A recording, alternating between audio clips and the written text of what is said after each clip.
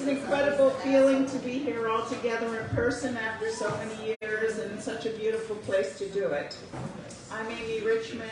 I'm the oldest of George and Ross Richmond's 4 kids, and I have the special pleasure of welcoming you all to our 2023 Milkowitz family reunion. We want to say a special welcome to our family members who are joining us on Facebook Live this morning. And there's Naomi doing the filming for us. And they are tuning in from all over the United States and from Germany and maybe some other locations. And we also want to extend a warm welcome to our new Milkowitz cousins, new family members, new friends, and cousins for whom this might be their first Milkowitz reunion. It's really fun to see so many vintage and new Milkowitz t-shirts. And if you like what you see, there's still time to order online from our e-store. And if you didn't bring your Milkowitz t-shirt with you, if you want to wear one for the family photo, we have some near the registration desk, and we can help you get one before the photo, which takes place around noontime.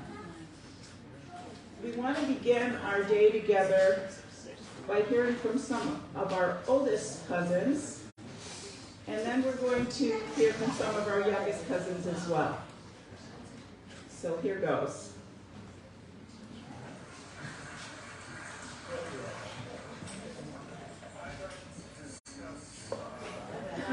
Louder. There's an existential change from the elders, the 3rd generation, backward to us and All the way up. Lauren's going to restart it.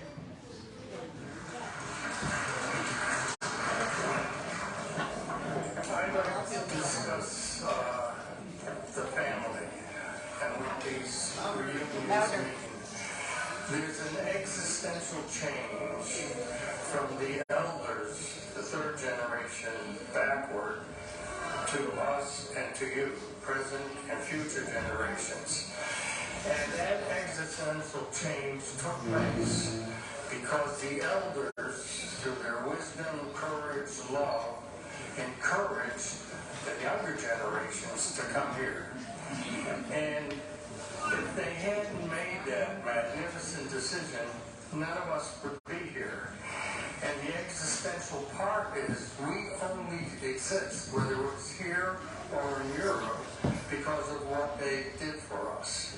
And that's why I believe these reunions are so wonderful that we'll have a complete and ongoing remembrance of that. Greetings, everybody. I am Paul Radley Gottesman. I am a true New Britanite. I lived in New Britain my entire childhood and was there when I went to college. My parents stayed there until 1993. And my father was 97, my mother was 92, and they both died. New Britain now is just a memory for pretty much everybody in the family. I want to tell a story about somebody that you probably never met or even heard of in the family, and that was my father's sister, Etta Brackenroth. She was about 14 when she came over to this country, and she never had it easy. They didn't educate the girls too well, but she always worked. And she eventually got a route bringing clothing that she had purchased, and she had a group of customers who preferred that she do their shopping, and they would pay her for it, bringing the clothes to them, and they would try them on. This, they liked that, they didn't like it. But she lugged away all the time, schlepping these boxes up to their houses.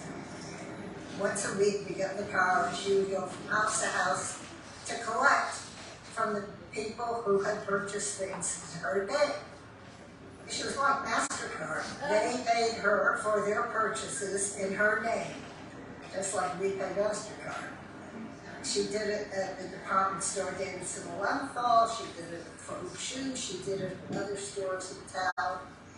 And that was how she made a living. She was a modern woman in that way. She didn't realize she was a modern woman. I think she always identified as being just a poor little girl from Belarus, but she was smart. She took care of her books, and I just thought she's someone that you want to know about. Hello, cousins. I'm Michael Miles, son of Harry and Sylvia Milkowitz from New Britain, Connecticut, Harding Street. Live about a block and a half away from Aunt Grace, my father's sister, and Uncle Mental Cyclic.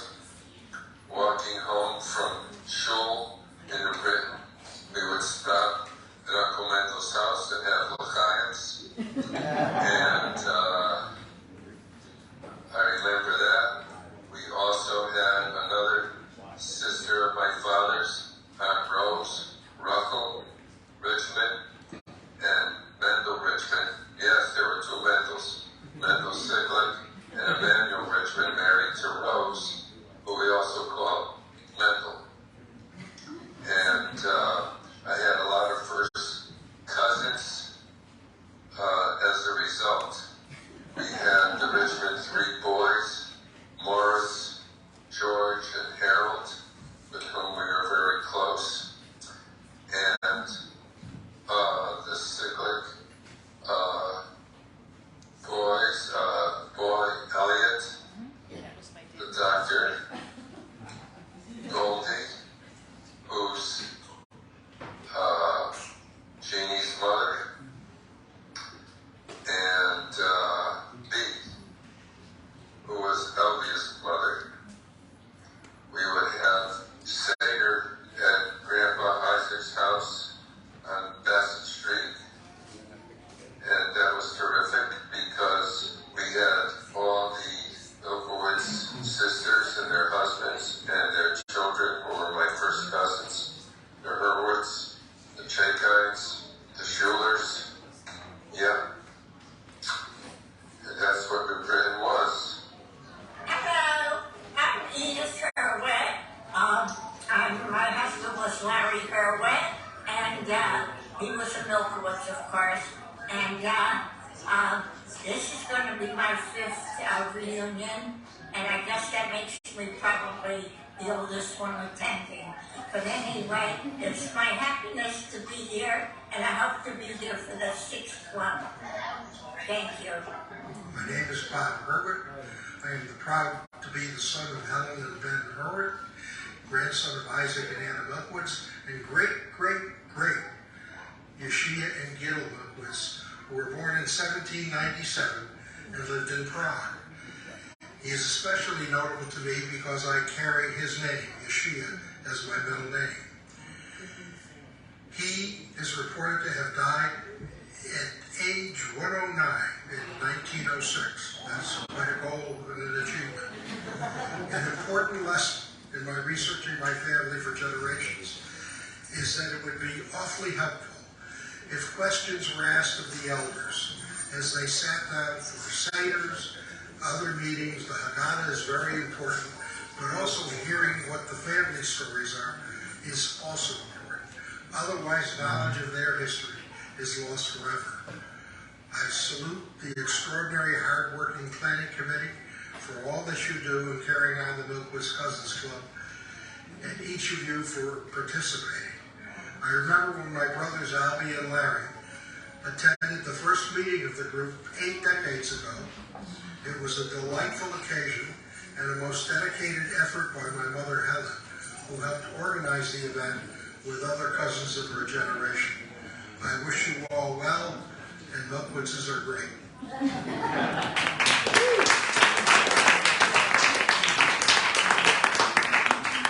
We're so fortunate that some of our oldest cousins are here in the room with us today, and we hope a few more will be arriving in the next little while. we'd like to recognize those that are here now and to express our appreciation and love. And when I mention your name, can you give a wave or stand if you'd like? Paula Gottesman.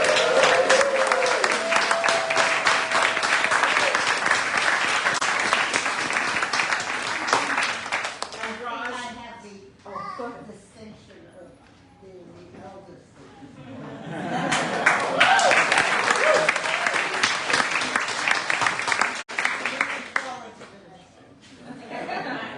And Ross Raffin.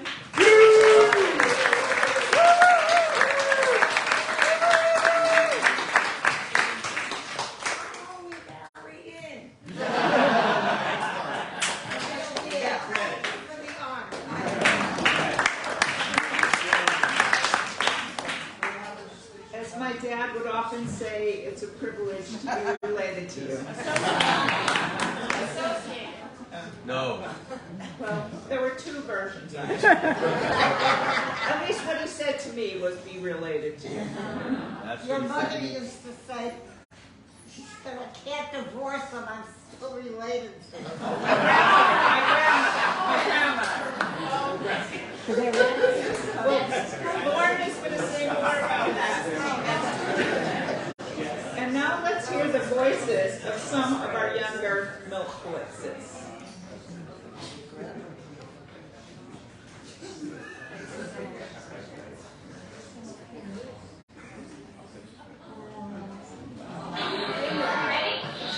Might be very loud, so We are here, and we are blessing. We are victory in song. We are called, and we are healing. We are learning to be strong. We are heard, and we are soaring. We are pictures of the past.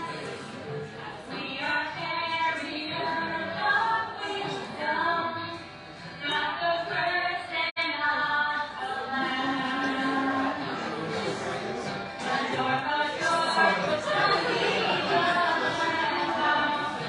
the adore, we possess His name. From generation to generation, adore, His lips will praise your name.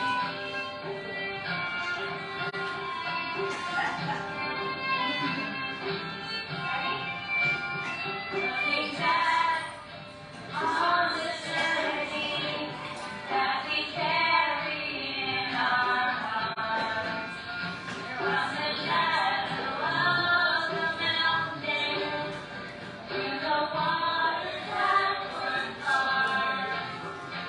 We are blessed and we are holy. We are children of your reign. In the words that bring us healing, we will have the strength to say, adore, not because adore, we present His name. From generation to generation, adore, His lips will praise your name.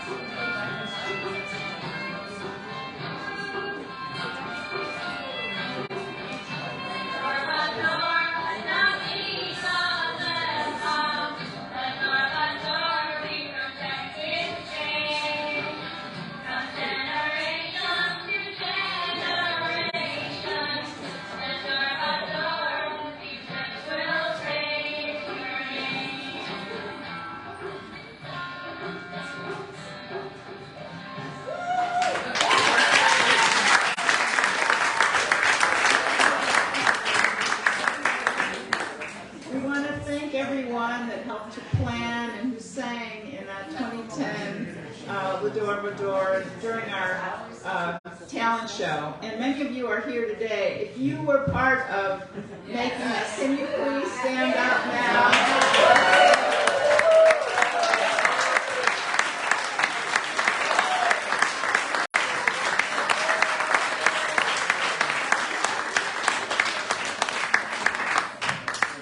Maybe we can have a reprise tonight during the musical jam. Bador, which means from generation to generation, is what our family reunions are all about. And it's an awesome thing to come together, almost 100 of us here today, to celebrate our shared history of coming from Eastern Europe to America, and the family legacy that connects us across many generations. We love this next photo, which is from our 2006 reunion, which was our first reunion of the 21st century, which we had down in Southbury, Connecticut at the Heritage. Many of you were there, but we've lost a number of our older cousins who were there with us, and we're thinking of them today. We also see many kids who are now grown into adults. And from speaking with many of you last night in the speech musing, I can say you are awesome. And I'm so it's a privilege to be related to you as well.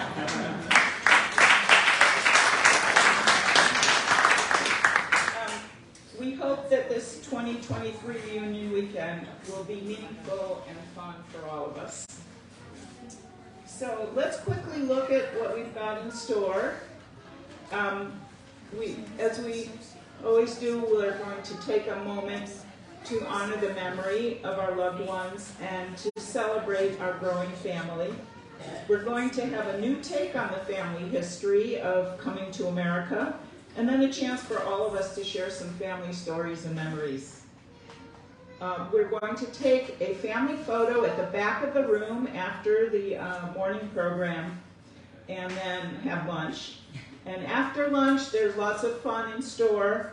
Swimming, boating, outdoor games. I think there's going to be a cornhole tournament. We have bocce and lots of volleyball. And we're going to have some family movies and photos.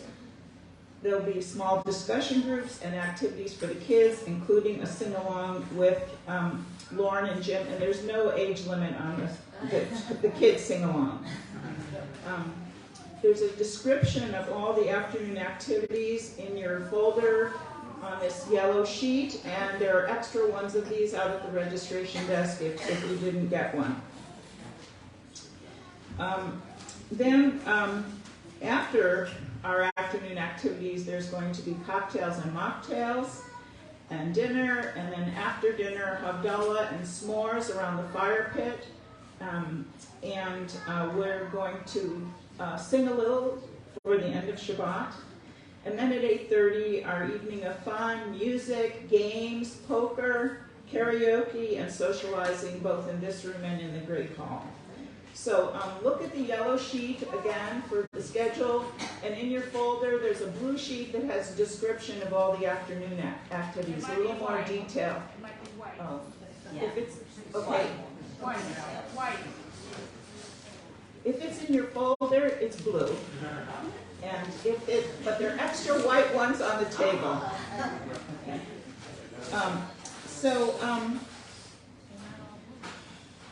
Let's come together. It looks like this. It magically turned to blue. So we come together today with thoughts and memories of our family members who are not here. Our grandparents, parents, spouses, and children. And we want to especially remember those who have passed away since we were last together 5 years ago. And Natal Bendersky-Racklin, Ethel Milkowitz Kyberg, Gerald Foster, Ann Case, Larry Hurwitz, Carmi Rapport, and Bob Cohn. And we want to let you know that this afternoon at 2 p.m. as part of our Media and Memories, there's going to be a short video tribute to Larry Hurwitz that was created by his son Mark. So that will be this afternoon as part of our Media and Memory time. Let's welcome and celebrate the births of the 11 newest Milkowitz cousins born since we were together in 2018.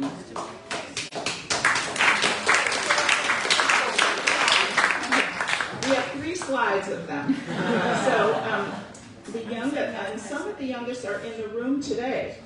So we have Maverick Payne, Yonatan Luke Zilberman. Where's Yonatan? Where is Yonatan? Yonatan, get away!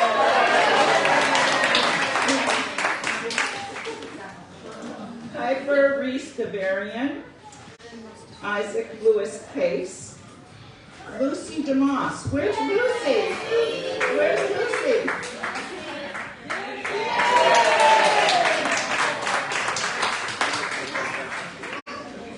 Mark Richmond, Jagger Payne, Ella Marie Toder, Margot Allen, Haley Richmond, and Emily Lynn Toder. Where's Emily?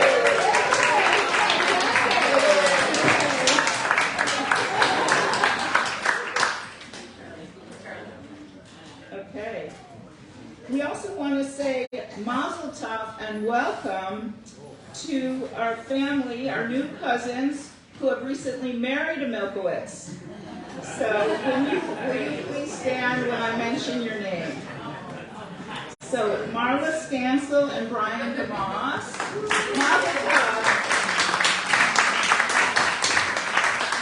Abby Richmond and Steve Pascal. On the highway. We'll clap with them. Aaron Richmond and Joanna Schneider. Sorry, Anna Trapp. Sorry, Freudian slip. Aaron Trappman and Joanna Schneider.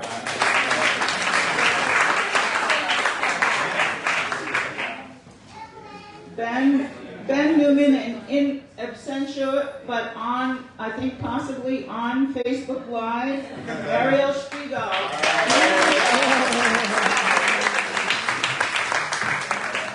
And I know that these folks tuned in very early at 6:30 their time in LA.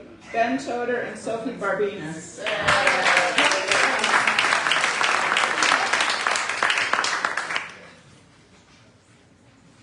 So please forgive us if we've left any of your special, important family milestone events off, and please email us the information so we have it for next time. And please forgive me if I mispronounced your name or added you to the Richmond family.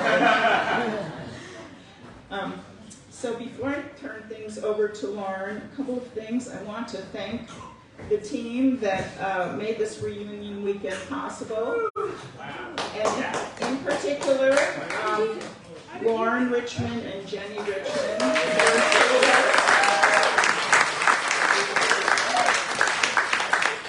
Special thanks to Naomi Richmond and Leah Stansel. And the entire planning committee and all the cousins who have contributed their time, their creativity, and their love to carry on the tradition of Milkowitz family gatherings, and which connect each of us to one another. In your packet, I just want to draw your attention to a few things. You have an updated family tree, which has all the Milkowitz descendants of Zelig and Goldie, and an updated family directory with emails and phone numbers and physical addresses when we have them to keep in touch with each other. And I just want to mention that in the future, we want to figure out how to use technology more effectively so we can connect with each other, and to have a more efficient way of being able to share all of the wonderful videos and photos and family history that we used to distribute on a CD or DVD, but have it in an electronic format so it's more accessible. So we're always looking for help from our tech-savvy cousins. And if you have any interest or you have any ideas that would be of help to us, please get in touch. And now, here's Lauren.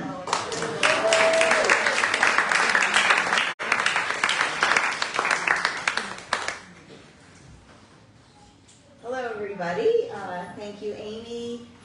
As Amy mentioned, I'm Lauren Richmond, Amy's first cousin and sister of Jenny Toder, and one of the many sources of the question, wait, why aren't you a Racklin? And you'll learn about that coming up. So I'll be taking us through just the next bit of the morning program, and as I go through a couple of things, I would just like to invite Ben Newman and his Milkowitz family players to begin to slowly work your way up to the front for our next part.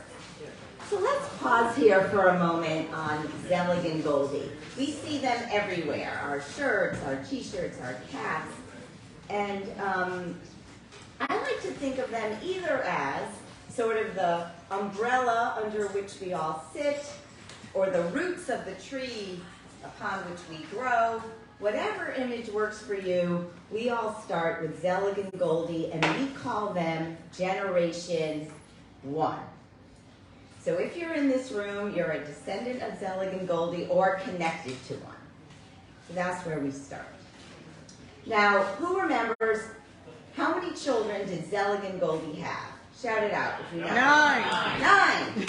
9 is the right answer. And Amy, if you can, and there they are. There they all are in birth order and with their married names. There are many women on this of Zelig and Goldie. So here they are: Basha Racklin, Isaac Milkowitz, Masha Lippman, Nahama Nager, Max Milkowitz, Kvell Resnick, Minnie Case, Judy Shapiro, and Sarah Burnett. And in recent, am I not loud enough? Stay next to the mouse, yes, fine. I should know this by heart anyway, but. In past reunions, in fact, in 2018, we had descendants from all of these branches with us, except, sadly, for Kvell Resnick, we don't know about her descendants. And the color coding that you see next to it refers to your name tags, which I will get to in just a minute. But I'd like to say today we have representation from all of the branches, I believe, except for the Masha Lippman branch, including those on our Facebook event, including from Sarah Vernick's family in St. Petersburg, Russia. So hello to Irina and her granddaughter Alina, who are with us, broadly today, which is so amazing. So now let's turn to our name tags. And these name tags pack so much information into this tiny little, 4x3 square. And it situates you in the family. So let's start with your name. Very important, mostly for other people who want to meet you. So please wear it throughout the weekend. The color coding on top represents your branch. Most people, or many people, have one color because they are a descendant from, maybe just flip back, Amy, one of those children that we just saw. Oh, you can use the back. Sorry.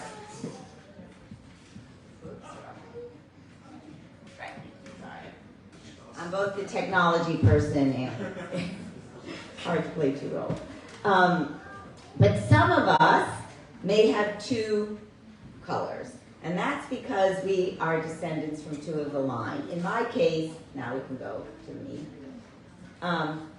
My grandparents, Mendel and Rose, were first cousins. Yeah.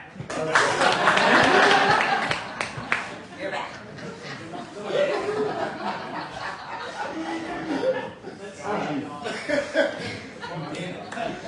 So, the other important piece of information on your name tag is the number in the middle. I have a number 5, and I'll show you how you can figure this out for yourself. Zelig and Goldie were generation 1, right? And then reading backwards, and I can pick, one of two paths to go on. I'll start with Isaac. Isaac is generation 2. Rose, his daughter, and my grandmother, generation 3. Harold, Rose's son, and my father, generation 4. And I am generation 5. So thus explains the number on the middle of your name tag. So who else here is in generation 5? Nice grouping. Who is generation 6? And now, a very hard question. Who has a 7 on their name tag?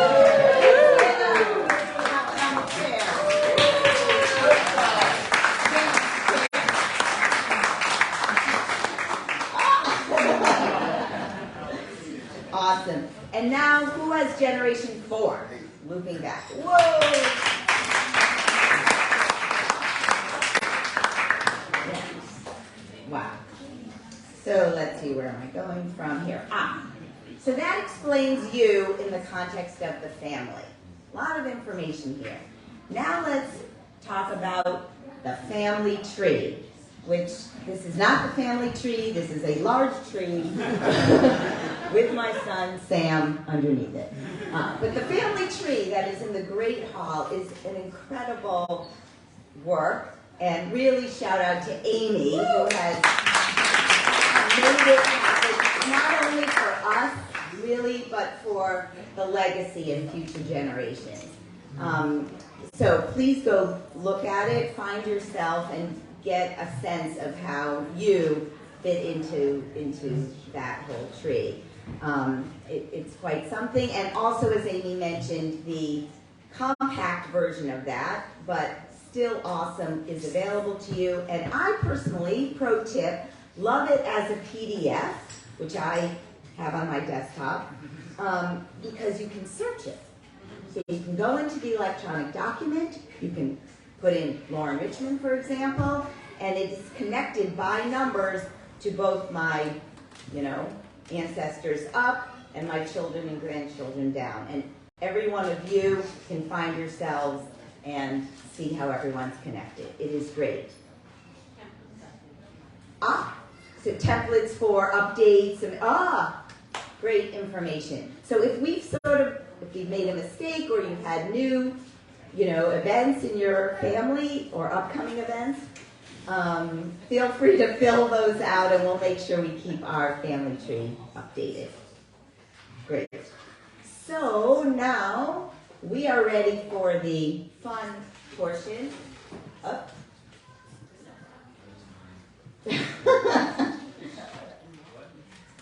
You have an announcement? No.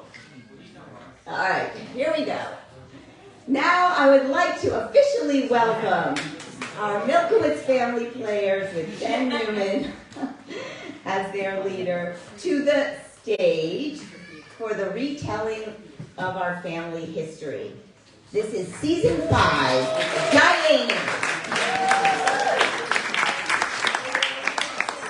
Yes, of course, and we have a little setup. Yes, while people are setting up, I just wanted to mention that Leah Stansel created some make and take with you templates so that you can trace yourself back to Zelig and Goldie or the other way. So they're out behind the registration table. Sometime this weekend, check it out, make one, and take it home with you.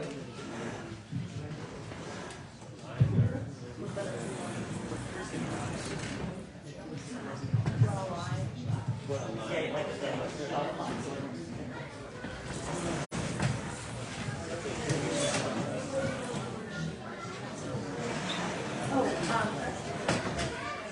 is available too. Shall I move it over? Just move it over. Okay. Yeah. This is the better one. Okay, so This is the. yeah, let's get too long. Are we thinking two on this side, two on that side? We're not ready for Broadway just yet. Yeah, this is the if you want to invest, talk to me after.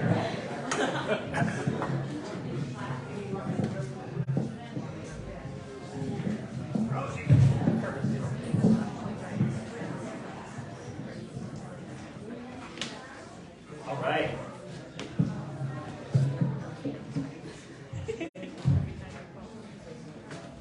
All right, can everybody hear me? Yeah. Hello, everyone, and welcome to the first Milkowitz Family Seder. It's wonderful to have everyone here to tell the story of our family's amazing journey. Everyone, please turn your Haggadah to page 1. Sorry. Hold on. It's August. Passover is long past. What are you doing here with a Seder? Well, that's because this is not a Passover Seder. Didn't you read the schedule for the reunion? Precisely. Instead of telling the story of the Exodus from Egypt, today we're going to tell the story of the Milkowitz family's exodus from the town of Starobin to America and the world. Hey, I flipped through the Haggadah and there's no festive meal. Do I have a page missing? Well, no. But the sooner we finish, the sooner we can eat lunch. Fair enough. Carry on. Wait, so we're just taking turns reading paragraphs from a book? That's your big idea? Well, kind of. But there's also commentary sprinkled throughout. It's a play and a Seder at the same time. It's all very meta. You'll get the hang of it. Let's turn to page 1 for the Kiddush, the blessing over the first cup. Are we doing the long version or the short version? The short version. You ready? Borei Kari Agape. Amen. Now let's turn to page 2 and learn about the items on the Milkowitz Seder plate. Item 1, a potato.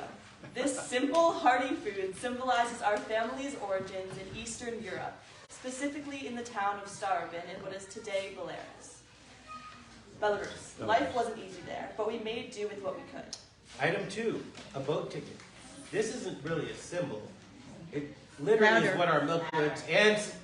What? Louder. Okay, I'm normally very loud, but...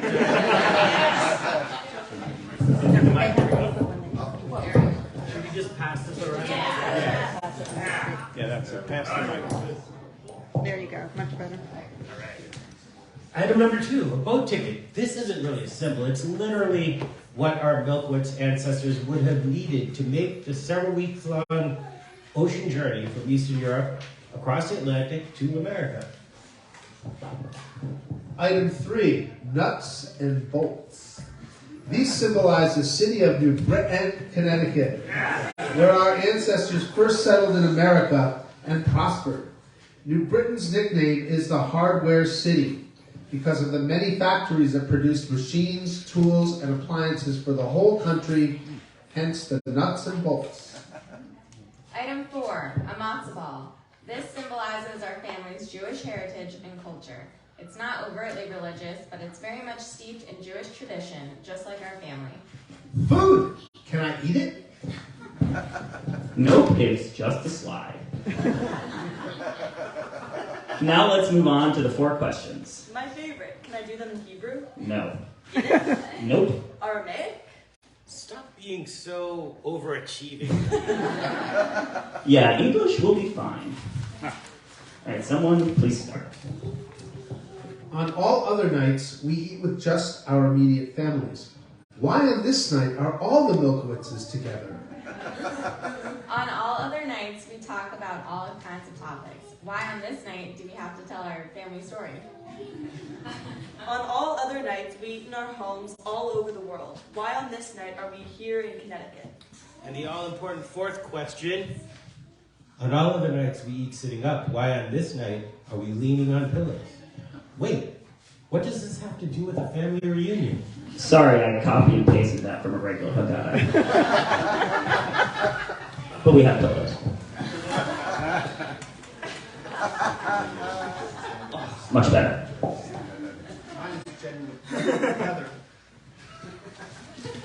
All right, now let's answer those questions. Next reader. We're all together tonight because for generations, the Milkowitz family has strived to stay connected with one another. At holidays or family reunions, even as our numbers grow and we spread all over the country and the world.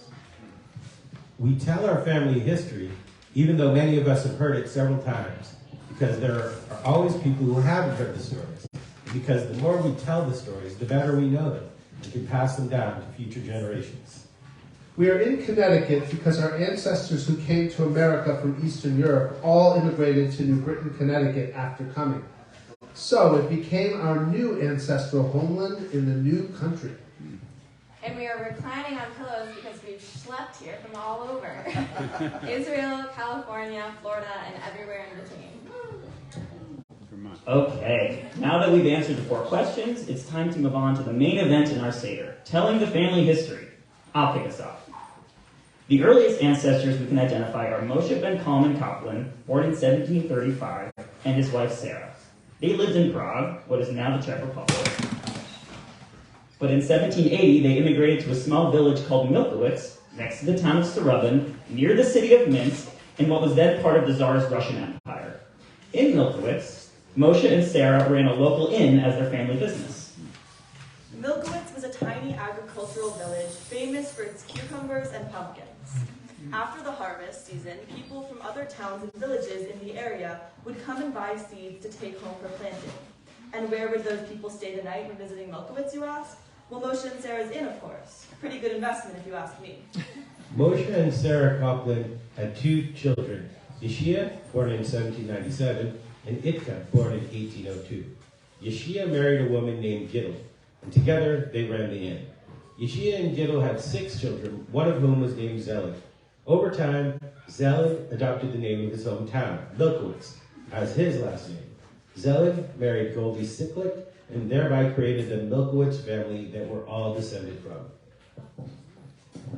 Zelig and Goldie Milkowitz were pillars of their community. They had 9, yes, that's right, 9 children, which is one reason the Milkowitz family is so large. To honor them, we will now recite the names of the 9 children, using our finger to dip some wine from our Milkowitz mugs onto our plates. Are you comparing the 9 children of Zelig and Goldie to the 10 plagues? Yeah, that seems like a bit of a stretch. This whole thing is a stretch. Okay, everyone, let's recite this together. Sasha, Isaac, Masha, Nahama, Max, Gittel, Minnie, Eunice, Sarah. As the family grew, it expanded from Milkowitz into the nearby town of Starobin, which means 100 rabbis. Now is a good time to mention that this region was part of the Pale of Settlement, a section of the Russian Empire where Jews were allowed to live. On modern maps, this area includes parts of several countries, including Russia, Belarus, Ukraine, Lithuania, and Poland. Unlike today, a significant percentage of the population of the world's Jews lived in Eastern Europe in the 18 and 1900s.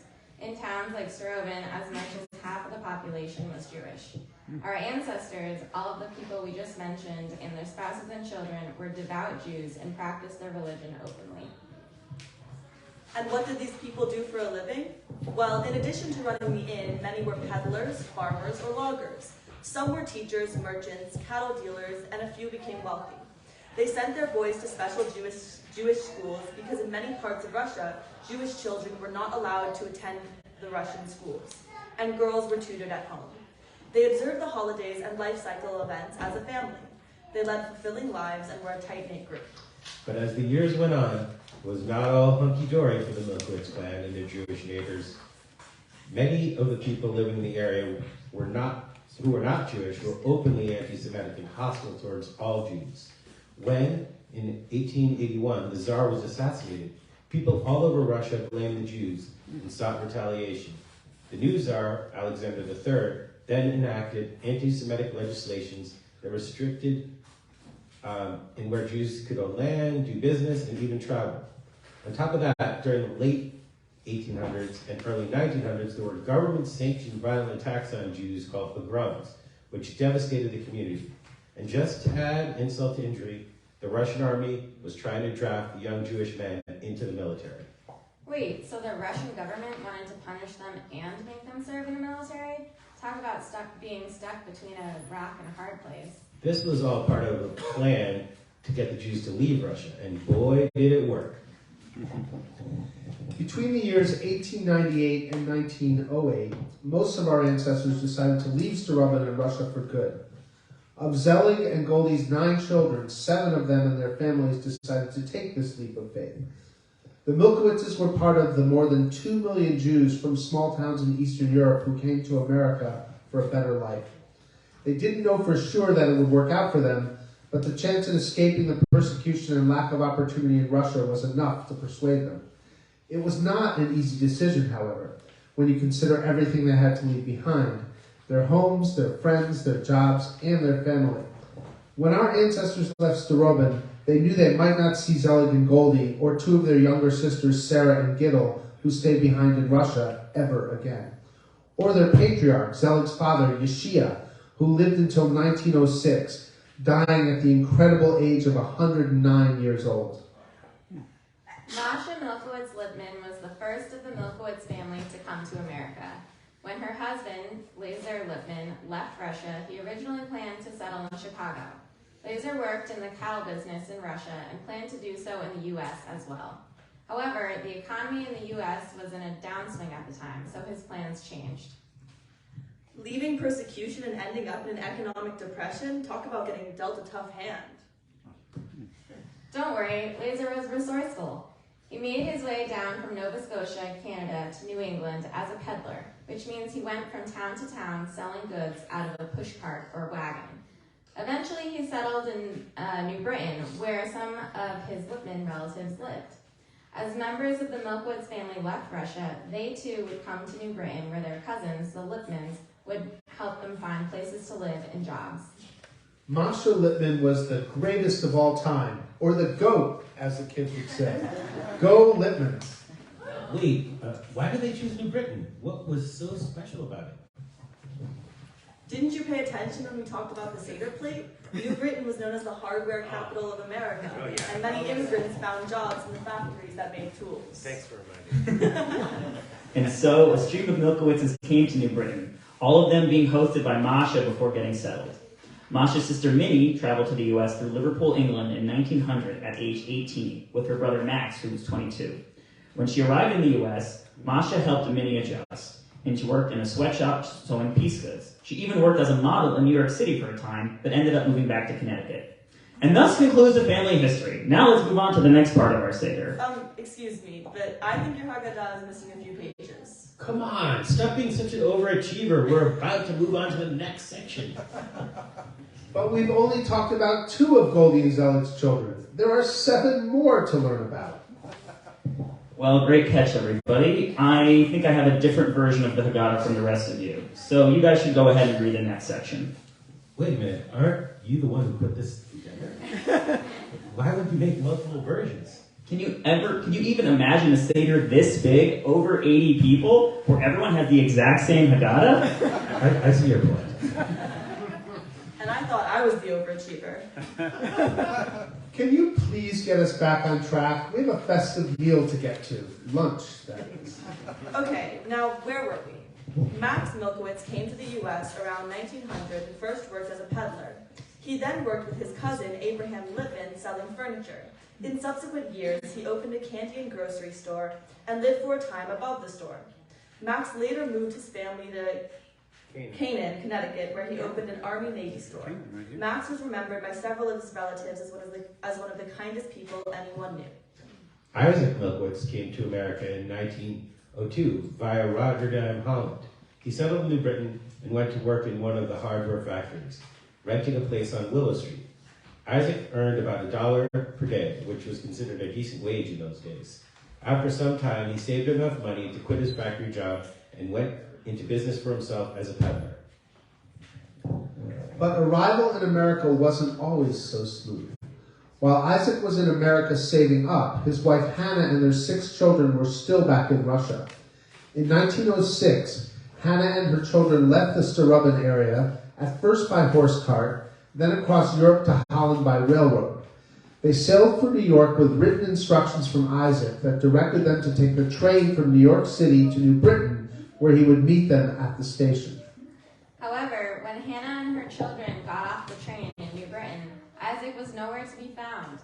Isaac had been reading the Jewish newspaper, which reached New Britain a day after its publication, so he thought he had another day until his family were to arrive.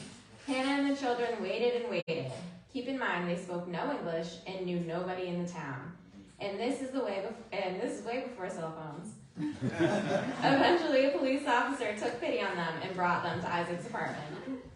Isaac was tacking curtains on the windows of his home in preparation for his family's expected arrival the next day, and looked out to see Hannah and her 6 children walking up Willow Street carrying all their belongings.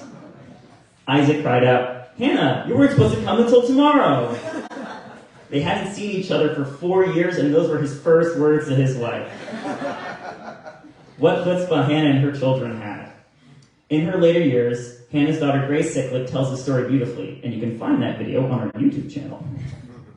Vasha Milkowitz was married to David Rathlin. Their oldest son, Mendel, came to America in 1902 at age 16, where he gained a new last name, Richmond, while passing through the immigration at Ellis Island in New York. Imagine being a kid with a different last name from your own parents and brothers. Mendel lived with his aunt Masha and within a year saved enough money to send for his father and brother Ed. They worked at one of New Britain's hardware factories 10 hours per day at 10 cents per hour, and a few years later sent for their families. Nechama Milkowitz and her husband Sam Yeager were married in Russia before immigrating to America. They first lived in the Hartford area and ran a butcher shop. One day, when their sister Minnie was in the store, Max Case, who supplied meat to Sam, came in. He spotted Minnie and asked her out for a buggy ride, and the rest, as they say, is history. Nechama and Sam eventually settled in Great Barrington, Massachusetts, about 50 miles north of Hartford, and not too far from here either. Sam opened a business as a kosher butcher. Their home was a multi-generational household, with grandparents, parents, children's aunts, uncles, and cousins living together under one roof. It was a gathering place for the Connecticut-based Milkowitz family, who enjoyed visits there through the years. In fact, one of the early Milkowitz family reunions was held in Great Barrington, a few miles from where we are right now. Eunice Milkowitz was the youngest Milkowitz to come to America. Imagine watching several of your siblings leave home one by one, not knowing if you'd ever see them again. She and her future husband, Chaim Shapiro, were engaged in Russia, but Chaim then came to New York City in 1905 and worked for 2 years until he had saved enough money to send for Eunice. They moved to New Britain where, as you now know, many Milkowitz sisters and brothers lived, and one of Chaim's brothers too. Chaim was extremely intelligent and well-educated, but unfortunately suffered a stroke in his 40s. Eunice then took over running the family grocery store, working 7 days a week to keep the business afloat. Even with these tough circumstances, she was able to pay for her son Isaac to go to college. Having so many relatives nearby made the adjustment to their lives in the new world much easier. The devotion of our family to each of its members was deep, and they always helped each other.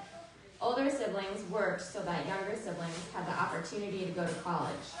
Children helped at home, helped in the family business, and got part-time jobs. Family members pooled their resources or loaned money to relatives to start businesses and buy property. In a span of a few years, the Milkowitzes had established firm roots in their adopted home through their work and their involvement in their communities. Their children took advantage of the broader opportunities possible for Jews for education and careers, although Jews in America were still shut out of certain institutions, professions, and neighborhoods. Life in New Britain wasn't always easy, but it was definitely fulfilling. However, we now come to a more somber point in the family story. We have been talking about the 7 children of Zelig and Goldie Milkowitz who came to America, but what happened to the 2 who remained in Starobin? Gittel moved to Poland, and we believe she perished during World War II.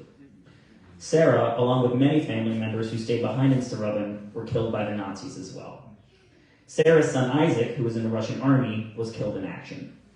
Fortunately, 2 of Sarah Vernick's 5 children, Berta and Dina, survived the Holocaust.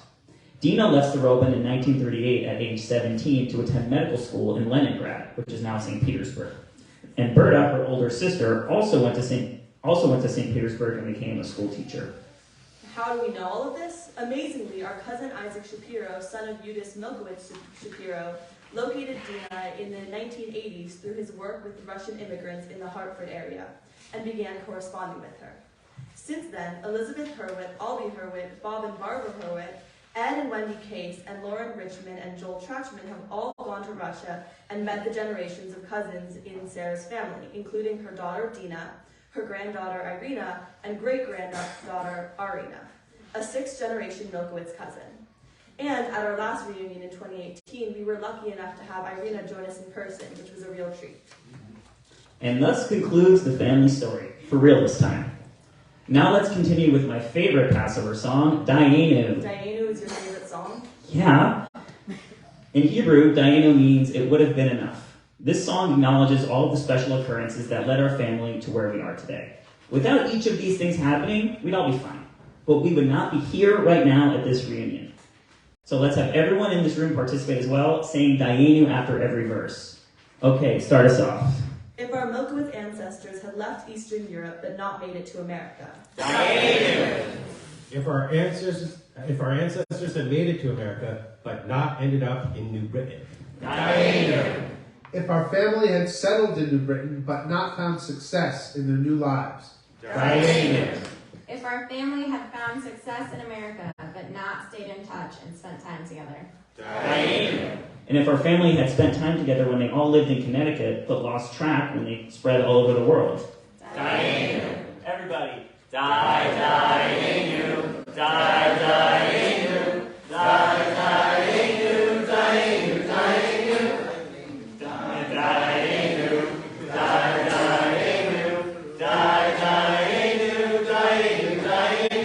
I really do love that song. Okay, I admit it, that was fun.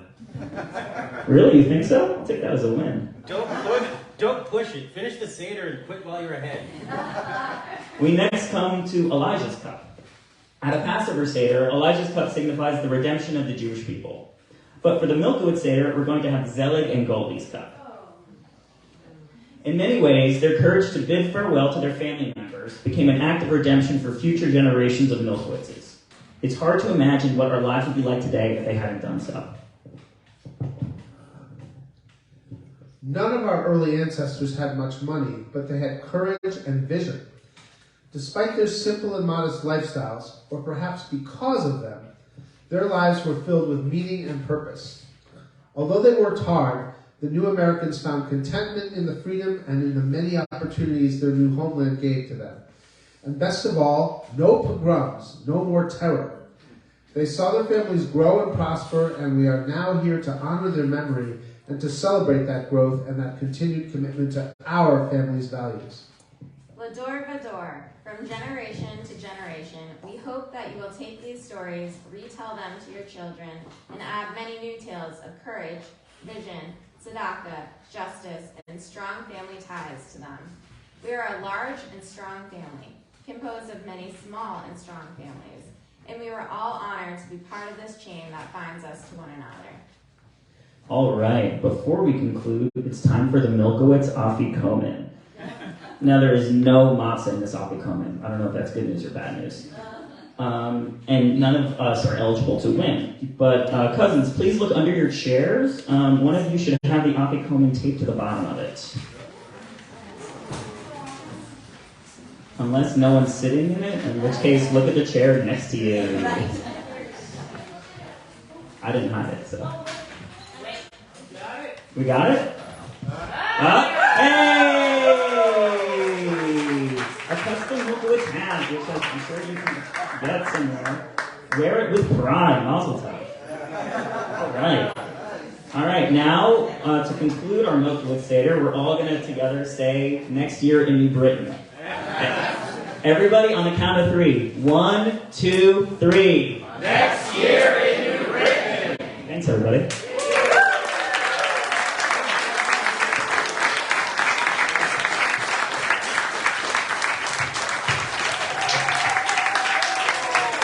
to the Milkowitz Family Sailors.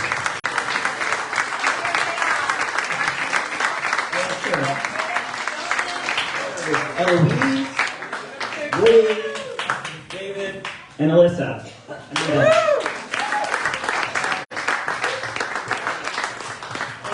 Oh, wait. You know, Ben, news in Hollywood travels so quickly. Oh God, my watch is listening. I can't believe this. I got this text while you were performing here. It's just unbelievable. This is amazing news. Because of his excellent work, Greta Gerwig wants him to be involved in a sequel. Bashi.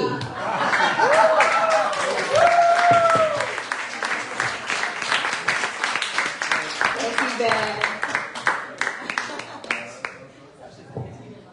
All right, what's next, Amy?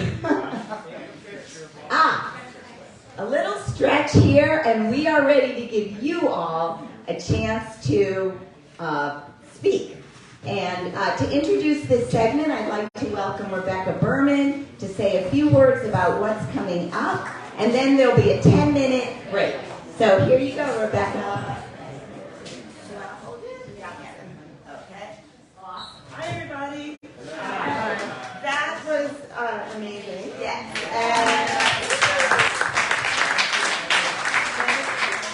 And an idea was, because we just learned about our history, our ancestors, we know, are Kvelling. Just because all of us are here, number one. Number two, an example of Kvelling, meaning they're smiling down upon us, they're thrilled, they're happy, we're all doing good, was just even that video that was first played with all of our young kids that are now older, singing L'Adore Vador as an example.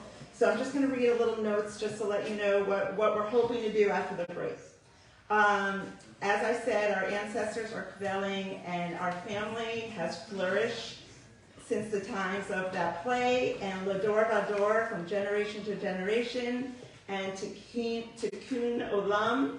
Many of us are helping to repair the world, and that's weaved throughout all the branches of our family. So when we come back together, we're going to have an open mic.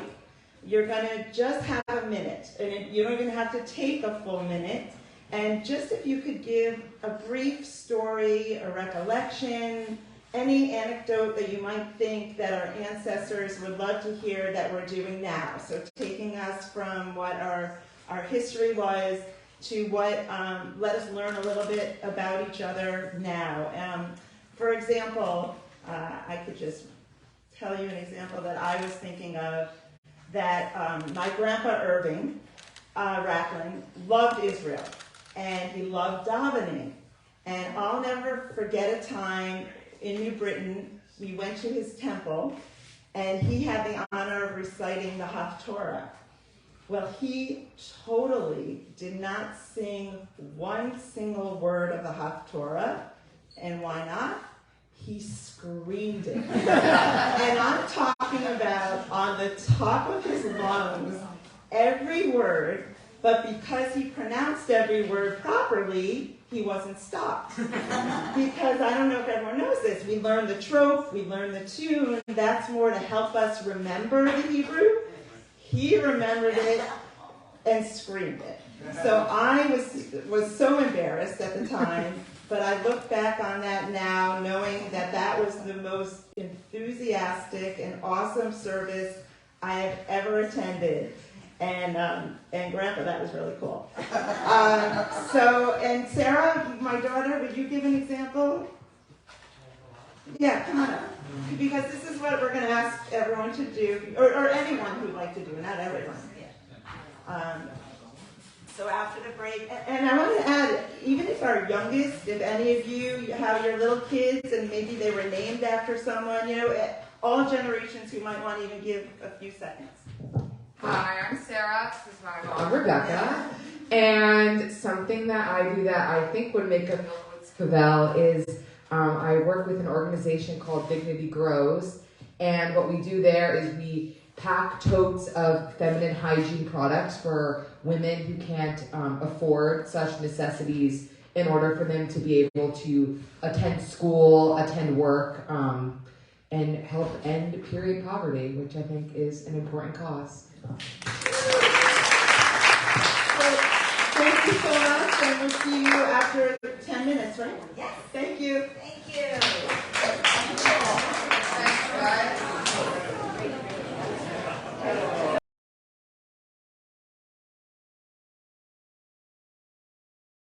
You heard the next thing is lunch, and we don't want anyone to miss that. So I'm going to turn this back over to Rebecca and Sam, and to get you all speaking. Everyone, please sit down. Please sit down. We're starting. Yeah. I want to be out of the line of fire. The camera.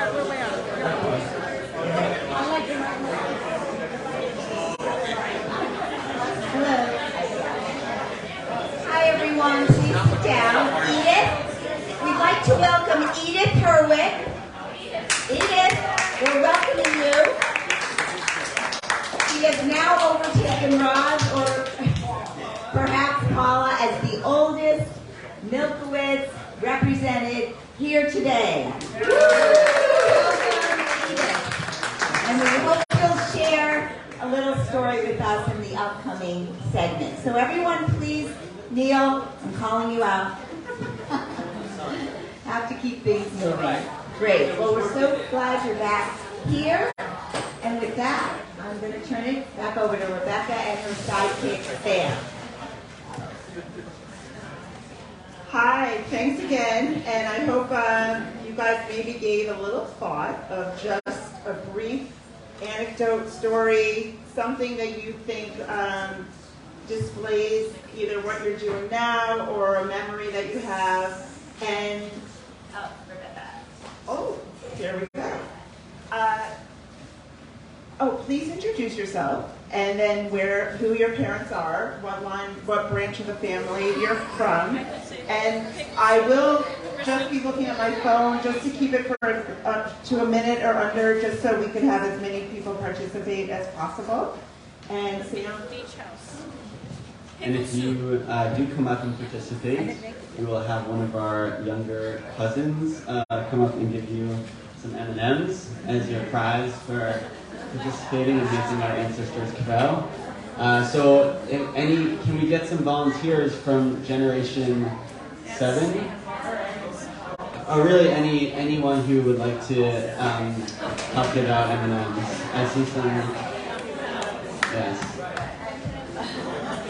And if anyone would like to participate, I'd be happy to hand the mic over, or if you could just line up on this side and then come up to the mic. Here are our helpers. And our helpers are here. So, Stephen.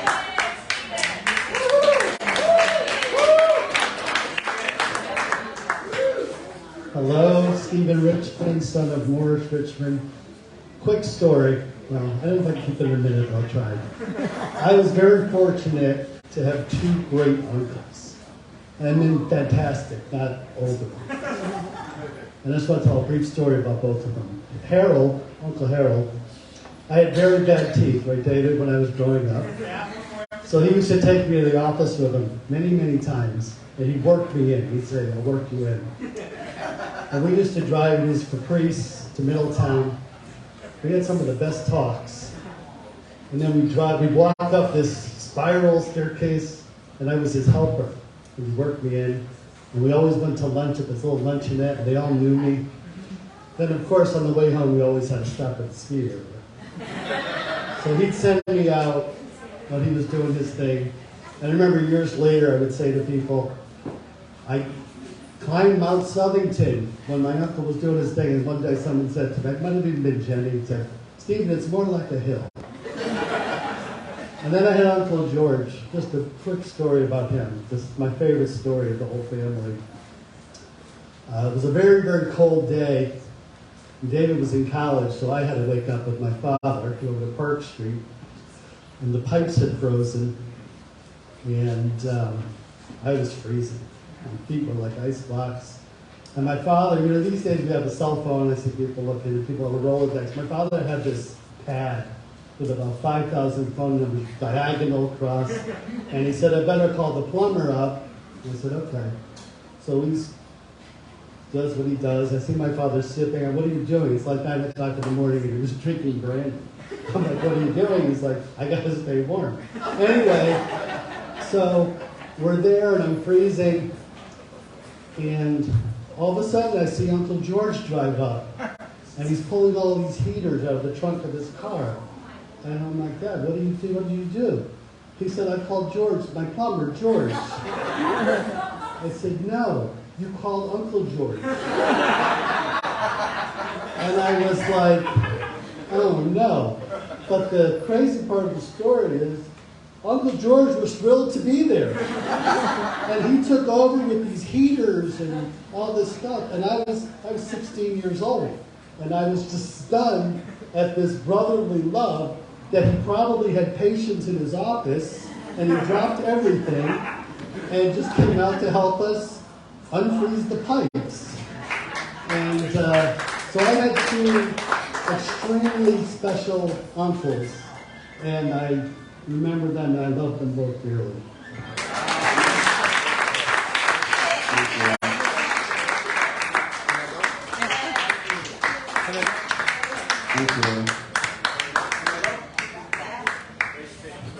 All right, good morning. Neil Richmond, youngest son of George Richmond, George White Richmond, grandson of Mendel Richmond, and Rose Milkowitz.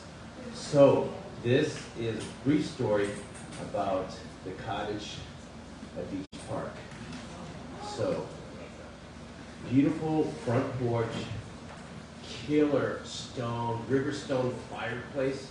You guys remember that? So in the kitchen was this, what I remember, people are going to disagree, it was green.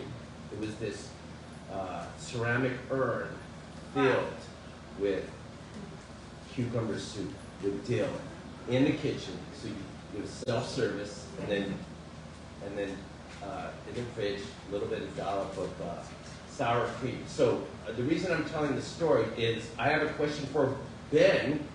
Why was there a potato on the Milkowitz Seder plate and not a cucumber? Because they saved the cucumber seeds, man. Those were valuable.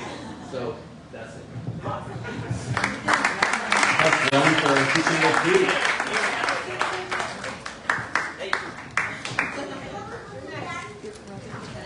I'm here for the candy, actually. So I'm not a Richmond or a Rackland. There's an outlier group of the non-Richmond Rackland. So what I want to say is... Who are you? Oh, yes, sorry. I'm Ed Case. My father was Lewis Case. And the first thing I want to say is that in terms of what the ancestors fell about, my father was so devoted to the Milkowitzes getting together. I mean, he was so active with it, and he made a video at, I think for the 2010 one, and you may have seen it, and I'm sure it's on the Facebook page, where he says, it's great to be a Milkowitz. He was like 98 years old at the time. I remember my grandmother, Minnie. She was a very stocky, incredibly embracing woman, and I remember my Tante Eunice, her sister, and the thing I most vividly remember about them is that Tante Eunice had a fox stole. And for the younger people, you may not even know what a stole is, but it is like a fur thing, and it was the actual whole body of a fox. They head and the tail and everything. That's what I remember most about them. They were and the other thing I want to say about what my father and I think my grandmother would be telling about is that our oldest grandson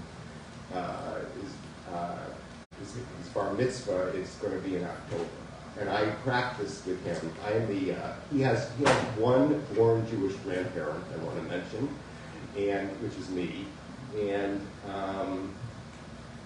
I am the assistant to help him learn his Torah portion, and he's tutored. And but when he practices with me. And talk about Kvelling. I mean, when I just sit and listen to him, it's incredible. And I know my parents and my grandparents, and probably further back if they're out there somewhere, would be Kvelling too.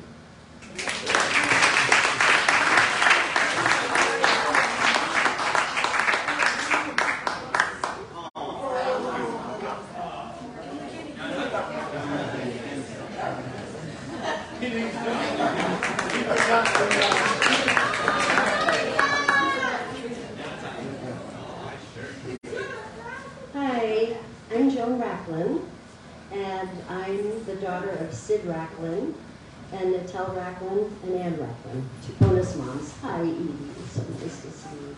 And I have a couple of stories. I'm going to try to do it quickly, but this is my grandpa, Ed Racklin, his dad, David Racklin, he was married to Pasha, my dad, and myself, me. And I just wanted a little context for the stripes. Sure. Amy's going to bring it to the workshop. But anyhow, what I want to say about my dad is he died 11 years ago, and I miss him every single day. And he was my heart, my soul, the emotional access person who really helped me find my North Star. But he was special, not just to me. My dad went off to World War II as a dentist in the dental corps. And he was the longest serving dentist in Europe during the Second World War. He was at the liberation of Dachau and participated, helping people who were in need of help in the field hospitals or clinics that they set up, and really became devoted to ensuring that never again means never again. He was a Holocaust educator, both through the Shoah Foundation, where he recorded people's stories, but also just was a freelance speaker at religious schools and community centers and synagogues and temples. He also, I think the Milkowitz is with Kvell because he also founded the library in our town of Hallandale, Florida. There was no library when we moved there, and the thought of no library was unthinkable to him.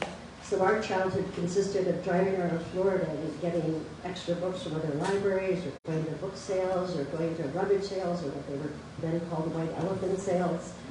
And he founded it, and there were plaques, and he raised money. And the one story that really has stuck with me is that Meyer Lansky, who was then the so-called money man for the mob, the Kosher Nostra, moved to our town of Hallandale and offered my dad $50,000 when they were in the home stretch of fundraising. My dad did not want to accept the money. He thought it was blood money, which it was. And he went to our rabbi, Sam Jaffe, and said, I don't know what to do. We're short $40,000. We could really use this money, but it's ill-gotten, and I don't want to take it. And the rabbi said, Sid, think about all the good this money can do, and think about the fact that a lot of big donations, you don't know the source, so you don't know what the, the chain of custody is of the money, or the means of production of the money. And so my dad took the money, the library got built, they had $10,000 to fund it for a couple of years with staff. And I learned that, motivation's important. Meyer Lansky, who knows why he wanted to give it, probably to get a chit in his column, but that to do good is the most important thing. And my dad's favorite book on the planet was Man's Search for Meaning by Viktor Frankl, who really guided him. He had 3 copies, his nightstand in Lenox, his nightstand in North Miami, in his office. So props to my beloved father, who also, and my mom too, was really very pro-civil rights. He was one of the few dentists in South Florida who refused to have a colored waiting room. He insisted on an integrated waiting room and integrated operatories. So the other thing he did for me, which I'm forever grateful, is his favorite cousin was Paula Gottesman. And he always talked about her, even though he lived in Florida and she in New Jersey. And he kept saying she's a lawyer and she is a tennis player and she knits. He said she's a modern woman, he always used to say. And so I grew up, even though I saw her rarely as a child, wanting to be like Paula Gottesman. So,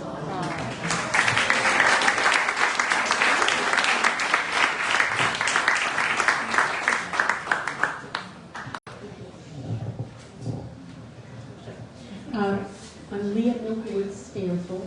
My mother is from Nader. My father is from Max. And I want to say that as an outlier, we spell it M-I-L-C-O-W. So all of you K's, we're not all K's.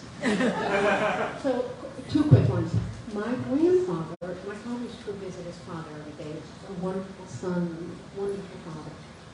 And we would go over there, and my grandfather's garden, at the time, I didn't know, but I've come to think of it later, was OCD. It was measured and growing, and it was unbelievable. Cucumbers. Everything. I used to love the peas. And then my father had a garden. And again, no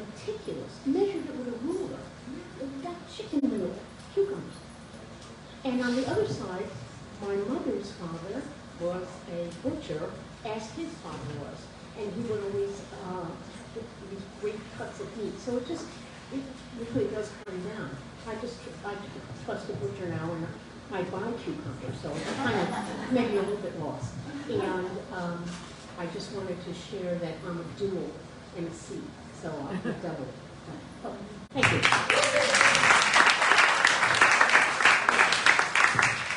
I would just like to encourage members of my generation, Generation 6, to, even if you don't have like an old memory, if there's something about your current life that makes you think about your heritage, that would be beautiful to hear. So yeah, don't be shy. Good morning or afternoon. I'm Sarah Rapport, granddaughter of Sarah Nager and great-granddaughter of Milkowitz. That was her name. I would just like to say two things about my dad, Hermes, who passed away in November. One kind of fun and one kind of bittersweet.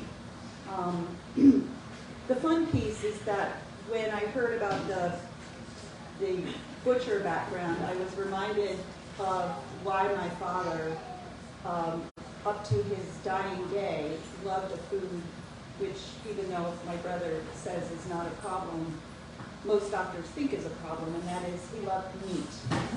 He absolutely was one of the last people to always count on for a good steak or some kind of meat product. He knew the cuts, he knew all about it. And I forgot that the reason he did is that he used to work as a child or a young person, I don't want to say child, for his grandfather who was a butcher. And he had many stories about putting his thumb on the scale or observing his grandfather putting his thumb on the scale. But that's how he learned about the cow.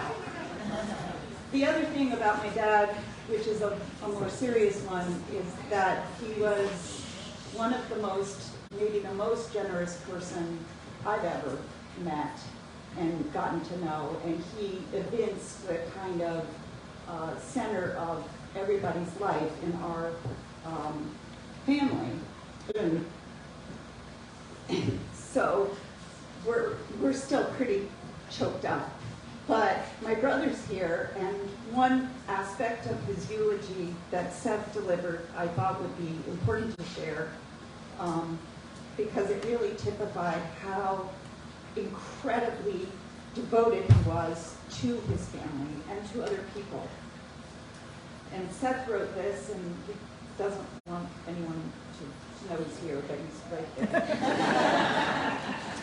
And he wrote, my father has given to me in extraordinary ways, offering up not only that stuff which parents typically do, but also the other stuff, like 40 years ago, before it was chic.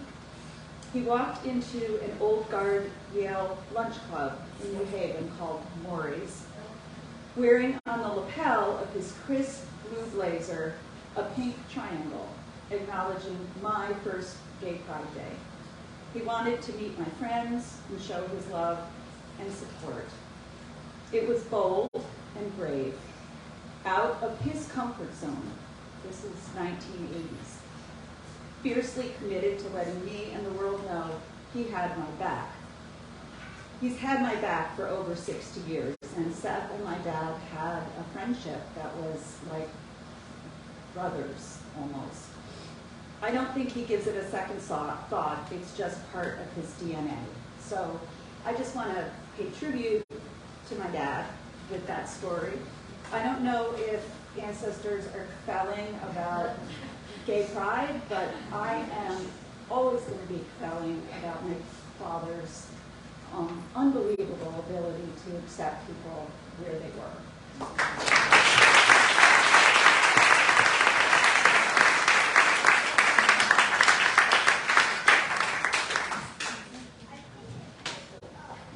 Hi, thanks to modern technology, I have a Kvell story from my brother Ted, who's on Facebook Live from Wilmington, Delaware.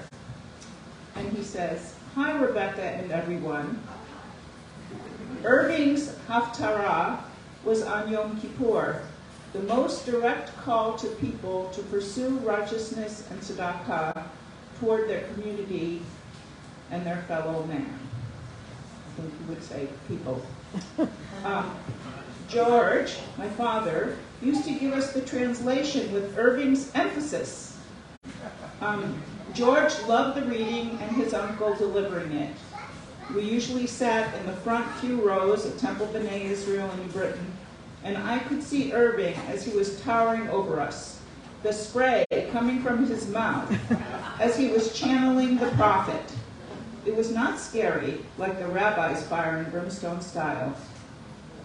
The Haftarah for Yom Kippur morning comes from Isaiah 57, verses 14 through 58. I endorse it fully and recommend taking a look at the reading during this coming month of Elul, starting August 18th.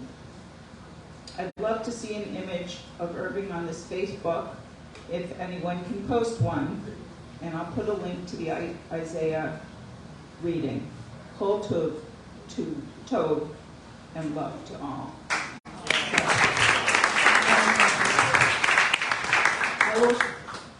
There are many pictures of Irving on our Facebook page if anybody's interested.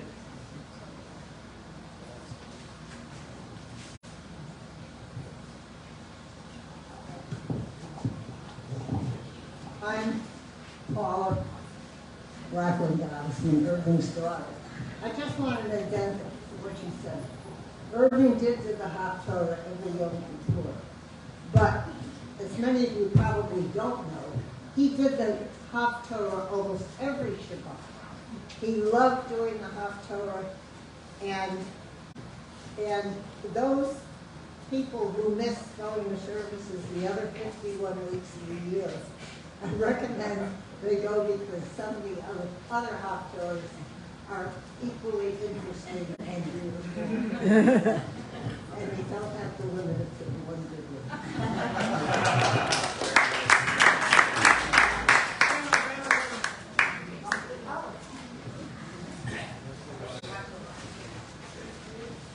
Hello, I'm David Richmond. Stephen introduced our family line. We're the multicolor generation.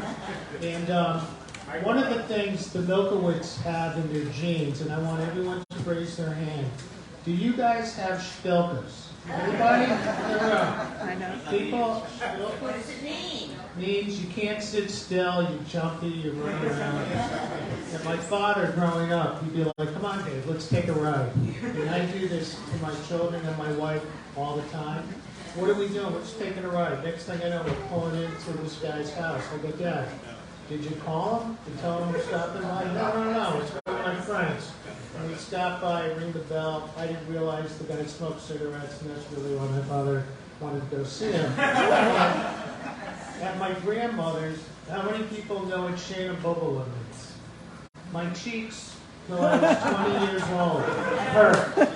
Not from just my grandmother, my grandfather, Uncle Irving, Uncle George. They'd see me, and for some reason my cheeks just infected fingers, and they would hurt me forever. And then the other thing about Milkowitzers is they don't know what it's like to drink anything hot. And if they had microwaves, they would have all had burns on their lip. The tea could never be hotter. They'd be like, no, send it back. I need it hotter. I'd be like, what is up with this?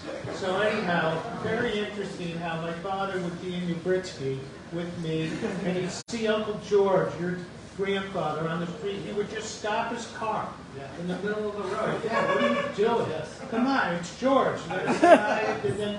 What are we doing now? We're going to my brother George's orthodontic office on West Main in New Britain. I'm like, Dad, he's got patients. I don't care. He would stop in the tracks. Next thing, I'm in Middletown at my Uncle Harold's orthodontic office. Like, Dad, there's 8 people in the waiting room. He goes, it's not a problem. I'd be like, what are we doing here? So I inherited this, whatever it's called, and it's fun in some regards, but in some regards it's really, really great memories. And the only last memory I have is my father would collect every one of his rents. These guys were all in the real estate business. They didn't have checkbooks in those days. They didn't have Venmo. All the rents were paid in cash. So I was the banker and sat in the car. Dave, here, take this $3,000, put it in the glove compartment. If I'm not back in 20 minutes, come find it. And so it was a whole different way of being brought up. And last, and this is a confession, I actually took a bottle of vodka at Jonathan Richmond's bar mitzvah.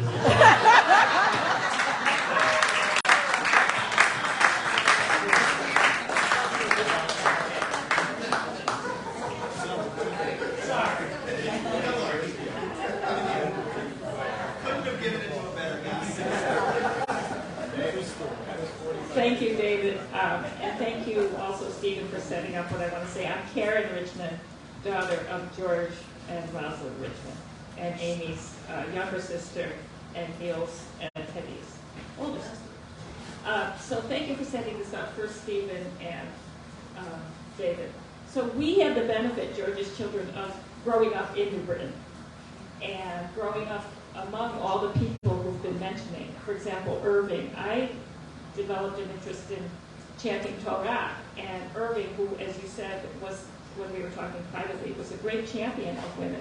He was so proud, and he would be standing next to me as the gabbai as I was chanting Torah, and he was such a wonderful mentor to me. But you brought up this image of my dad leaving his patient, all right, to go help Morris. So I just want to paint the scene of this wonderful place, and I believe, Amy, 140 Main Street, which doesn't exist anymore. I think it became a McDonald's, that lot, right where Main and Arch come together. And so our grandfather, Mendel, I believe, built that building. No? I think he had something to do with it. Okay, yes, Paula. Right. So it was, right. Okay. So imagine this scene. There's George's office, which was this sprawling office on the second floor, several rooms full of nautical antiques, nets on the ceiling, and harpoons and buoys and all that, and paintings by Howard Radcliffe. And then down the hallway is your father had an office there, Morris, and also Harry Milkowitz, so their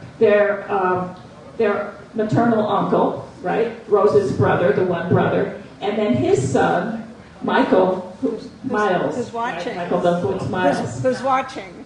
And, oh, thank you. Thank you, Naomi.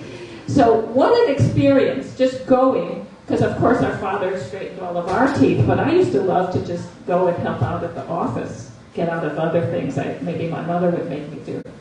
So just the experience of your father, especially, he'd just come in, and then Harry would come in, and Michael, and what a party it was. And I guess eventually the patients got their teeth straight.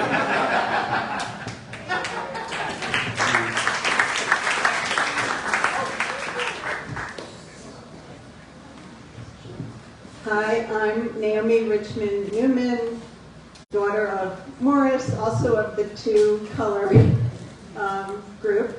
So I just want to tell two very quick stories about my dad. So David talked about how Dad would collect the rents. Well, there were also washing machines in the buildings, and of course people paid in quarters. It was probably 1 quarter back then. But he would come home with all these quarters, and my job was to put them in the rolls to deposit them in the bank.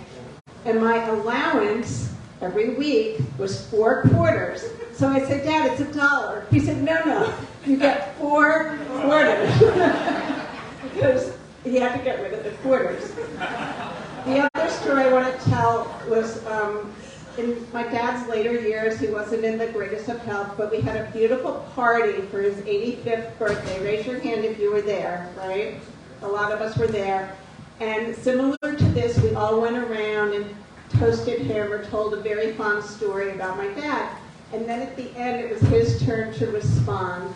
And he said, thank you all for coming to my 85th birthday party, and to all the grandchildren. He said, and if you invite me to yours, I'll be happy to come. Okay? So our relatives are definitely with us, and they are celebrating with us, and I really feel their presence.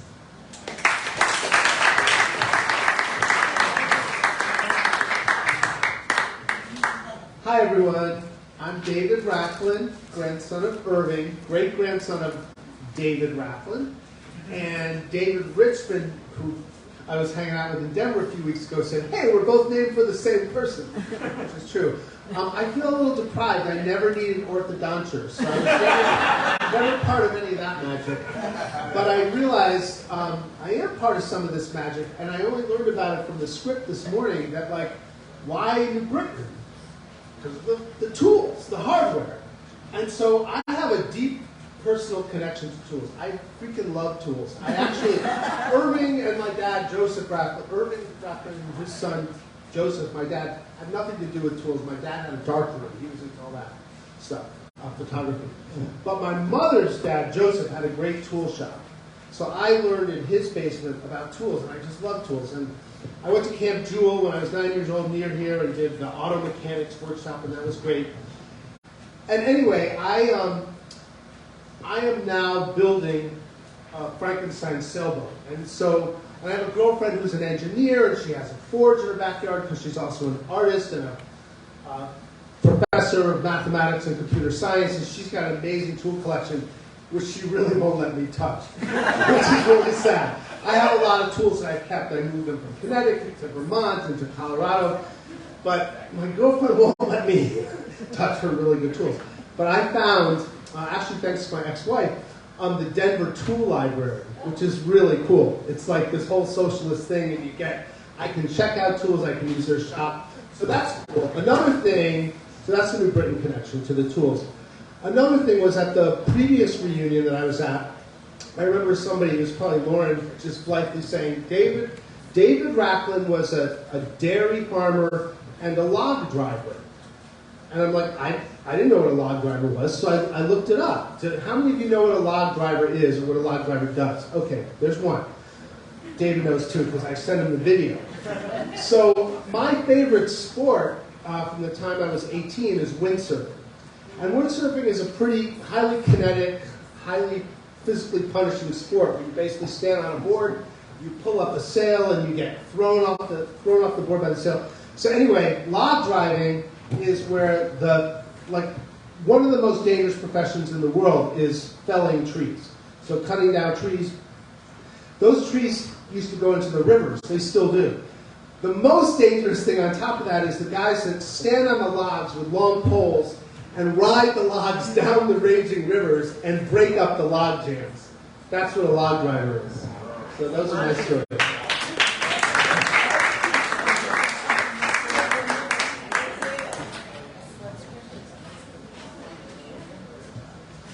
Hi everyone, I am Hannah Trashman. I am the daughter of Lauren Richmond, granddaughter of Harold Richmond, etc. Since everyone mentioned a couple orthodontic stories, I'll just add one very quick one, which is that I just remember now that, was it Plymouth Plantation? Sturbridge Village. So it was we would use a midpoint between West Hartford or wherever the office was and Newton, and my mom would drive me to Sturbridge Village, and I would sit in the lobby of this historical museum, and Harold would adjust my braces. To my, I was mortified, absolutely humiliated. To top it all off, my braces were totally irregular. They were really crooked, so I also benefited from the rich orthodontic. Two things that I think Harold and probably others would Kvell about. So I unexpectedly live in Israel, and I've been there for 7 years, which has meant two kind of cute things. One is that I reconnected with Abby, who's represented here by my aunt. Abby Goddess, Greenberg, Goddessman, Racklin, etc. Which has been so wonderful. I was so surprised to find out that I had relatives actually very close to me in Jerusalem, and it's been so nice to reconnect with them and have family there. And also, like unexpectedly to, you know, as an extra benefit of having children in Israel, I have 2 children who speak like beautiful, unaccented Hebrew. Rivka, no? Anyway, take it on my word that she speaks beautifully. So that's cool, and I think Harold would be happy.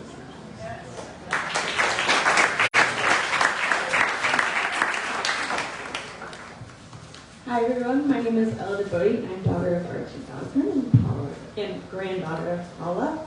And I just have a little cousin but shared story that might make the ancestors Kvell. But so I was having a picnic with Sarah Berman, who now lives in the city, and it's very exciting. And she was here before, she gave that earlier. The first little anecdote. Yeah. And we were talking, and I started a new job, and I was telling her that I was going to the UN the next day for a conference, and she was like, oh my God, Jessica, my sister is going to be there. And then, so Jessica and I got to sit together at the UN for the United Sustainable Development Goals, and it was just a very fun little rendezvous for the cousins. So that's my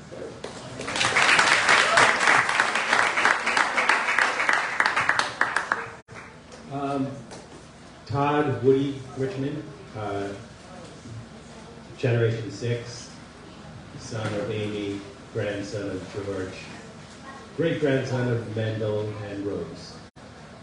There's been a lot of talk about dentists and orthodontists, and I just want to share that I feel like the various ancestor dentists and orthodontists with Kvell, because there is a member of Generation 6 who's considering a career in the dental arts. I'll let them share, but an aside related to that, I was looking recently at least stressful, most remunerative jobs, and orthodontist was number 2 on the list. So, wise choice, Generation 6 fellow member. Oh, one other thing I just wanted to share. I wish George had told me this earlier in his life before I decided I wanted to be a film editor. But I asked him, what did he love most about being an orthodontist? And he said, giving children their smiles back. And that would have, if I had known that earlier, wow, what a great thing. Instead of thinking about it being in people's mouths, and giving children their smiles back. I also imagine my grandpa Harold likes having a captive audience to talk to. Talk about.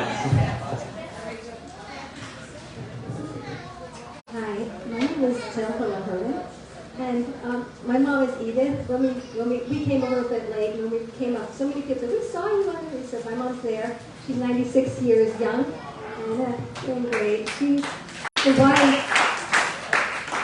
wife of Lawrence Hurwitz, who is the son of Helen Hurwitz.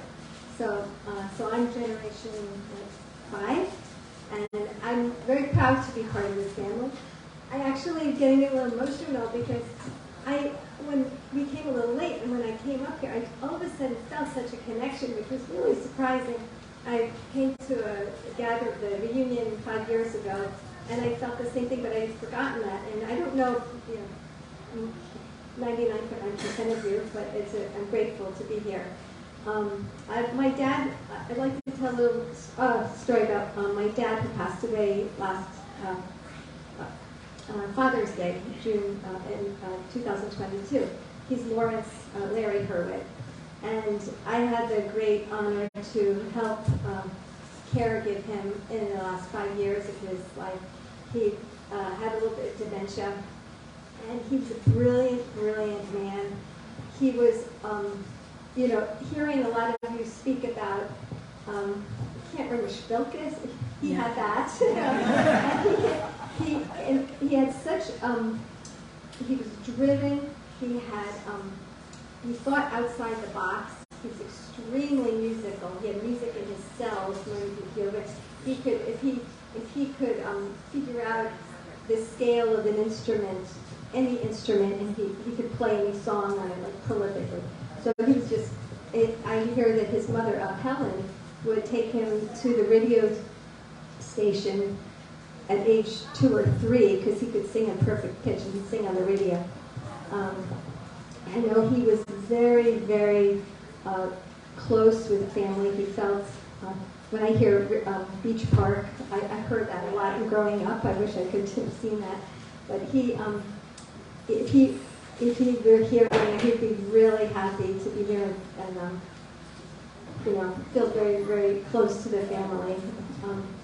I'll tell a few stories of how, he wasn't particularly religious. I mean, I wasn't raised in a very religious way. However, he would make absolutely certain he would fast. I mean, before he'd go to for Rosh Hashanah, same. But at the later end of his life, it was really surprising. He would talk to God all the time, every day. You could see when he'd go into this deep, prayerful state of talking to God. Like, he was his best friend, thanking God from the bottom of his heart. And on, thanking for his wife and so forth. But I want to tell you a really funny story about him. First, before that, I just want to say there was, and it's I hear there's like a common denominator with all your stories about the integrity, the goodness, the generosity, caring for a fellow human being. That's really how he was also. One story I'll say is they were at the Vatican, my mom and he were at the Vatican, and there was some irate man like saying to some nuns, there was a mass, and these nuns were in a group of nuns, and some man said, "You're a hypocrite," blah, blah, I don't know, whatever, and he, got in front of them, and, and just sort of, and he sort of spoke to the guy, and the guy moved on, and he that's the way he was.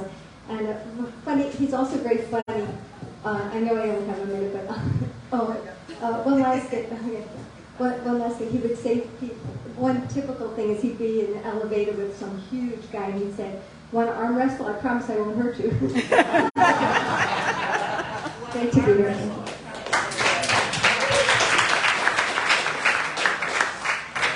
So I never. Hi, I'm Archie. I'm Paula's daughter, Irving's granddaughter. And so I didn't know that the whole Milkowitz and hot soup and hot everything was, I thought that was just Irving. So one time we were at a restaurant, and I was a teenager, and everything anyone did embarrassed me. So Grandpa Irving, he was getting split pea soup, and it wasn't hot enough. And every once in a while you read it that someone sues McDonald's for multi-millions of dollars because they got third-degree burns because they spilled the coffee on themselves. Okay, so the waitress brings back the soup about 4 seconds after, and it was that hot. She brought it back enough to it was on fire. But 4 seconds before that, Grandpa had decided to go mosey around the restaurant and just to take a walk. And I was wait, in the soup, and we were all looking, it's oh my God, the soup is hot enough, but Grandpa was maybe he went to the bathroom too, but whatever. But she ate it so hot, and of course he comes back and he goes, "It's not hot enough."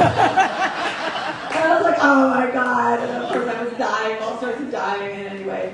And the only other thing amazing, because I love these food stories, is he drank pickle juice straight. You finish up the pickles, and then what you do is you pour the juice down the sink because that's what you're supposed to do. But no, he would literally put it into a glass. He called it Russell, and he would drink it as if it was a good beverage to drink, and it was for him.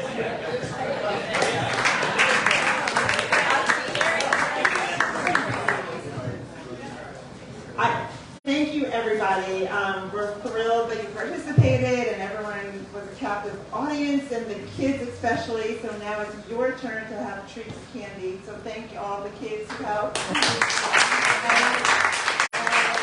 I just have a 30-second.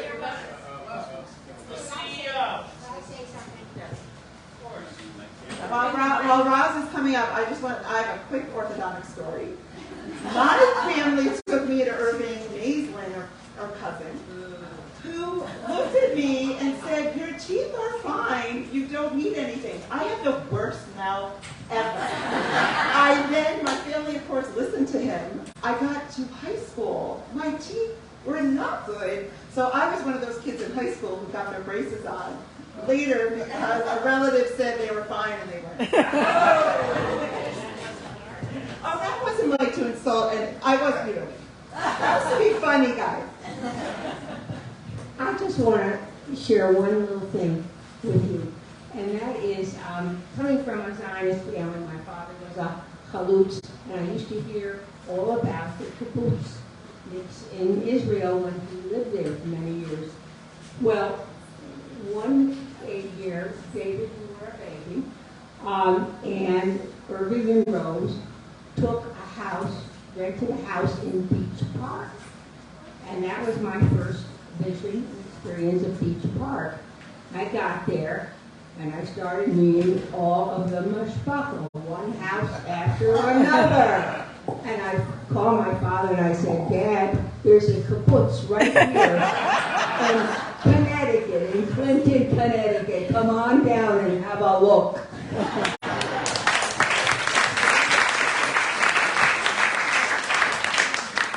I'm Sally Gottesman, daughter of Paula Racklin, and granddaughter of Irving Racklin. And I want to say that Alice Irving Tilden Gottesman, who is here, is my daughter, has the middle name Irving for Irving, so I'm always really happy about that. And we actually use a Kiddush cup each Friday night that says, to Irving Racklin for his Zionist work, so I feel really lucky to have that. And I know that we're going to be including this part soon and taking pictures. So I just want to say that I wrote a note and brought a present for Amy, Lauren, and Jenny on behalf of all of us. And I wrote, actually now I feel very moved to say something, but I think I'm going to read the note that I said, because we are all here because of the incredible work that they did. Like, people came from all over, and we're so unbelievably lucky for the work that you all put into it, the unbelievable amount of hours and work and the forethought. And I think that we have an amazing family. Actually, when David told his story about the hot soup, Archie then did, but I was like, I never knew that was even a family thing, to want hot. And I learned so much from being here, and I would never know that were not the work that you did, and probably our ancestors that wanted us to come together, but that you made it happen. And I also want to thank all of you who planned your summers around this, right? We all have so many opportunities to do other things, and people spend money and time to come here. But I have tissue boxes, so I'm just going to read the note that I wrote so you don't have to look on the YouTube. It says, Amy, Lauren, and Jenny, there's nothing to make a person need tissues like family. Family is a source of belly laughter that makes one cry with silliness. Family is a genesis of joy that makes one shed tears of pride. And family is a spring of love from which flows some of our deepest tears of sadness. Because of your diligent and thoughtful work for this reunion, you have blessed each of us with the opportunity to learn more about our own history and who we are in the present. You have given us the opportunity to spend Shabbat with others who share our DNA, which is in itself a small miracle. And you've allowed us to bask in the joy of meeting relatives from our own generation and catching up with them, while at the same time getting a thrill from seeing relatives from other generations connect with one another. So in order to remember this weekend and all that family can elicit, and as a token of our appreciation for the work which you have done and how we are changed because of it, we are giving each of you a hand-made tissue box with wishes for tears of joy. So we really love you, and we thank you, and we really love you.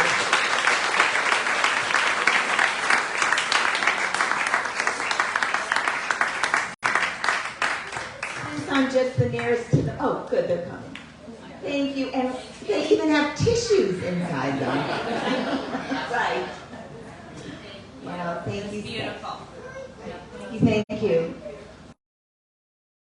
To our helpers, you may now take a candy. We're all set, and I get one. Wow. Wow. Well, this concludes the morning portion. We only have one thing to do while we're all quelling and feeling that joy and those smiles. Oh, sorry.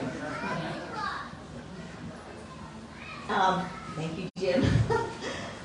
We'd like all of us to keep those smiles on and that warm feeling, and simply go toward the back of the room. We're going to take the photo facing this way. The furthest line back will be the tallest people. You know who you are. The next, a little bit shorter. And then we will put a line of chairs, so we'll get that set up. And all the kids sitting on the floor in front. and you can define yourself as a kid or not. So let's start by setting up a line of chairs at the back, and this hall is. Yes. And there are t-shirts there if you'd like to put on a t-shirt for the photo. And we have Jane Gottesman, who is going to help us with a foolproof way of getting a perfect photo in the shortest amount of time.